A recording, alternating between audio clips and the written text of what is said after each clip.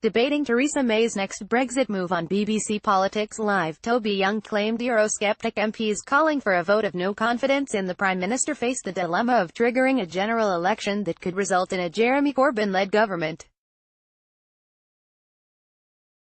Mr Young argued Brexiteers MPs will be faced with a tough choice between either supporting Mrs Mays Brexit or Jeremy Corbyn in number 10, as he put his argument forward. The former Universities Minister advisor branded Tory MP Andrew Brid and his eurosceptic colleagues bug-eyed. He said, "I think the dilemma that many eurosceptics are facing is if we do force a vote of confidence in the Prime Minister and she loses, and resigns, in that febrile and uncertain environment a general election could be triggered in that general election Jeremy Corbyn could end up winning. So if they are faced with the choice between checkers minus or a Corbyn-led government, that is a tough choice even for bug-eyed Brexit eurosceptics like Andrew." But Mr Brid, also participating in the debate, hit back claiming he had been called worse in the past. He replied, "I've been called worse. I led Leave for the East Midlands. The East Midlands voted 51 to 49 Leave. My own seat North West Leicestershire voted 61 to 39 to Leave."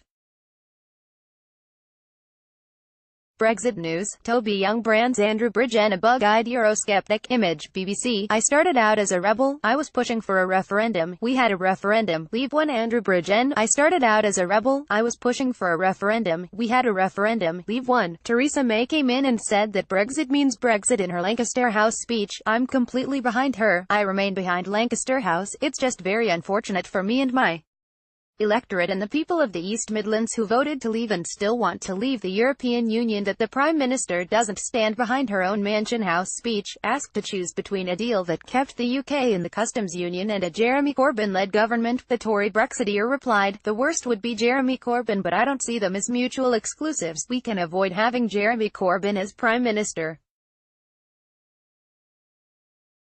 I don't think people are that desperate to vote for that." The clash comes as the Prime Minister last night played down hopes of a Brexit breakthrough following growing concern over fresh proposals for solving the Irish border row. The Prime Minister admitted that next week's Brussels EU summit may postpone a decision on a Brexit deal. Brexiteer Tories feared it could also leave Britain tied indefinitely to an EU customs union under a backstop contingency plan to avoid a hard border between the province and the Irish Republic.